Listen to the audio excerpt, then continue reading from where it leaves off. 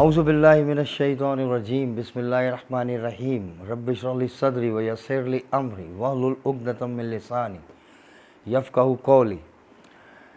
یہ واقعہ جو میں آج بیان کر رہا ہوں یہ سورہ بقرہ میں آیت نمبر 246 سے لے کر 252 تک اللہ تعالیٰ تفصیلاً ارشاد فرماتے ہیں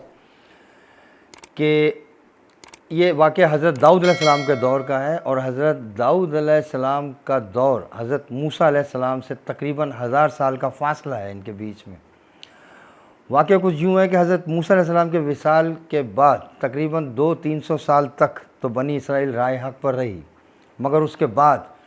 یہ شرک اور بدعت اور نافرمانیوں میں پڑ گئے، اور نافرمانیاں اور گناہ ان کے حد سے بڑھتے چلے گئے، اتنا حد سے تجاوز کر گئے کہ اللہ تعالیٰ نے ان کے دشمنوں کو ان پر غالب کر دیا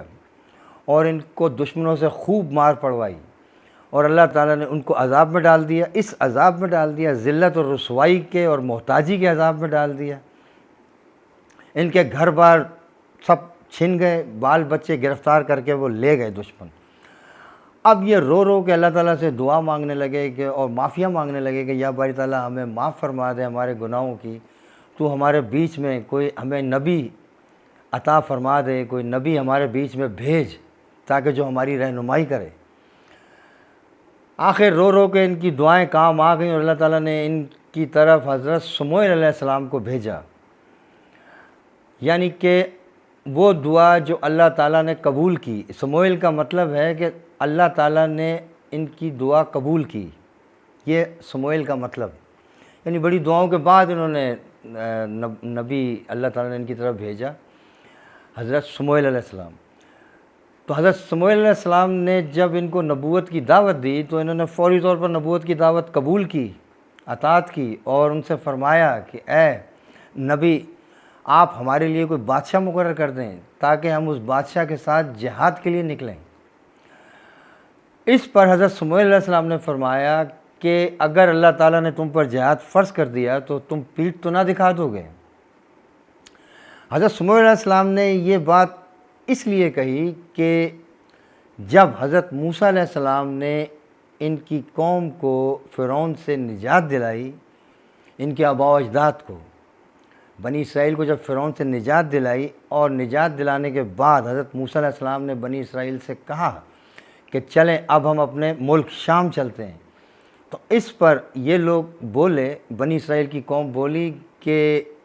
اے اللہ کے رسول وہاں تو بہت زوراور اور طاقتور اور جنگجو لوگ رہتے ہیں، آپ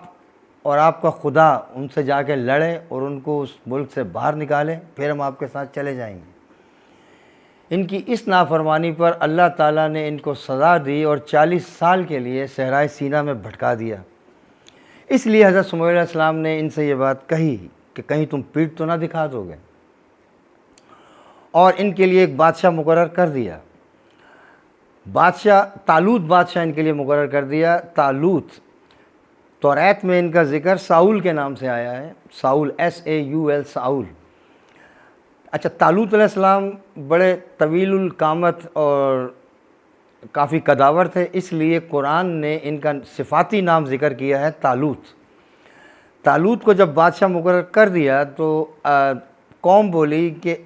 اے پیغمبر یہ تو بہت غریب اور مفلس ہیں، یہ ہمارے بادشاہ کیسے ہو سکتے ہیں؟ آپ ہمارے لیے کوئی بستی میں جو امیر اور دولت مند لوگ ہیں ان میں سے ہمارے لیے بادشاہ کا چناؤ کریں۔ اس پر حضرت سموئیل علیہ السلام نے فرمایا یہ میری رائے نہیں کہ میں اس پر غور کروں، یہ اللہ تعالیٰ کا حکم ہے کہ طالوت تمہارے بادشاہ ہیں، اور ان کی برکت کی پہلی علامت یہ ہوگی کہ اللہ تعالیٰ تمہیں تابوت سکینہ جو تمہارے دلوں کی تسکین ہے وہ تمہیں لوٹا دے گا، اور دوسرا یہ کہ طالوت تم میں سب سے بڑے عالم، جنگجو، بہادر اور جنگی فنون میں مہارت رکھنے والے ہیں۔ حضرت سموئیل علیہ السلام نے فرمایا کہ اللہ تعالیٰ فرشتوں کے ہاتھوں تمہیں تمہارا تابوت سکینہ تمہاری طرف لوٹائے گا۔ حضرت عبداللہ بن عباس رضی اللہ عنہ فرماتے ہیں کہ فرشتے تمام لوگوں کے سامنے، ان تمام بستی والوں کے سامنے تابوت سکینہ اٹھائے ہوئے حضرت طالوت بادشاہ کے سامنے رکھ دیا۔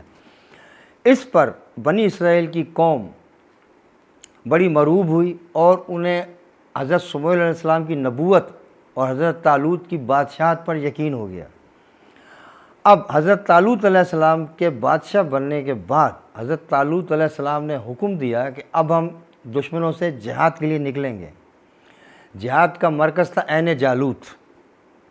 ہم اس طرف روانہ ہوں گے اور بیچ میں ایک نہر پڑے گی۔ اچھا، اس نہر کو آج کل دریائے جارڈن کے نام سے یاد کیا جاتا ہے، وہ دریائے جارڈن تھی۔ حضرت طالوت بادشاہ نے فرمایا کہ اس نہر سے اللہ تعالیٰ تمہاری آزمائش کرے گا، اور جو اس نہر سے پانی پیے گا وہ میرے ساتھ چلنے کے قابل نہیں رہے گا، صرف چلنے کے لائق وہی رہے گا جو ایک چلو بھر پانی یعنی ایک گھونٹ یا آدھا گھونٹ پانی پیے گا۔ اب چونکہ اس لشکر کا سفر کافی طویل تھا تو کافی طوالت کے بعد ان کو پیاس بھی لگی، تو کچھ اکثریت ایسے لوگوں کی تھی جنہوں نے پیٹ بھر کر پانی پیا، مگر جو پختہ ایمان والے تھے انہوں نے ایک گھونٹ یا آدھا گھونٹ پانی پیا۔ اب اللہ تعالیٰ کی طرف سے ہوا یہ کہ جنہوں نے ایک گھونٹ یا آدھا گھونٹ پانی پیا تھا ان کی تو پیاس بجھ گئی اور وہ جہاد کے قابل بھی رہے، اور جنہوں نے پیٹ بھر کر پانی پیا نہ تو وہ جہاد کے قابل رہے اور نہ ہی ان میں کوئی ہمت رہی اور نہ ہی ان کی پیاس بجھی۔ نہر پار کرتے ہی انہوں نے دیکھا کہ سامنے جالوت کا لشکر کھڑا ہے۔ جالوت کافی قداور شخصیت کا مالک تھا، تورات میں اس کا نام گولیت ذکر کیا گیا ہے، اور جالوت وہاں پہ کھڑا ہو کے ان کو نعرے مار رہا تھا کہ کوئی ہے میرے مقابلے کے لیے تو وہ آئے۔ تو جنہوں نے پیٹ بھر کر پانی پیا تھا وہ لوگ تو بالکل ہمت ہار گئے، ان کی ہمت جواب دے گئی اور وہ بلکہ پیٹھ دکھا گئے کہ اتنا عظیم لشکر ہم اس سے کیسے مقابلہ کر سکتے ہیں، یہ تو بہت طاقتور لوگ ہیں، وہ بیک اپ کر گئے۔ اب جو باقی بچے وہ 313 تھے۔ رسول اللہ صلی اللہ علیہ وآلہ وسلم کا فرمان ہے کہ غزوہ بدر میں ہماری تعداد اتنی تھی جتنی حضرت طالوت بادشاہ کے لشکر کی نہر پار کرنے کے بعد تھی، یعنی 313۔ اب جب ان 313 نے اس جالوت کے لشکر کو دیکھا تو انہوں نے اللہ تعالیٰ سے دعا فرمائی کہ یا باری تعالیٰ ہمارے اوپر صبر اور استقامت کے پہاڑ انڈھیل دے، ہمیں پیٹھ دکھانے والا یا بھاگنے والا نہ بنانا، اور جب تیری مدد ایمان والوں کو پہنچتی ہے تو ایک مختصر بہت تھوڑی لشکر کو تو ایک عظیم لشکر پر فتح نصیب کرتا ہے۔ اچھا، یہ جو آیات ہیں یہ غزوہ بدر سے پہلے نازل ہوئی تھیں، اور غزوہ بدر میں بھی صحابہ کرام نے انہی آیات کا ذکر کیا تھا، انہی آیات کے ذریعے اللہ تعالیٰ سے مدد مانگی تھی۔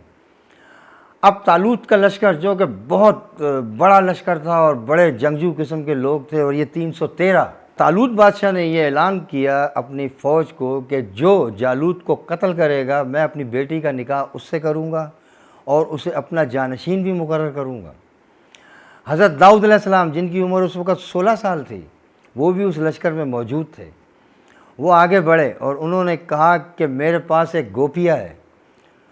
حضرت داؤد علیہ السلام یہ تھے، ان کا پیشہ یہ تھا کہ وہ بکریاں چرایا کرتے تھے،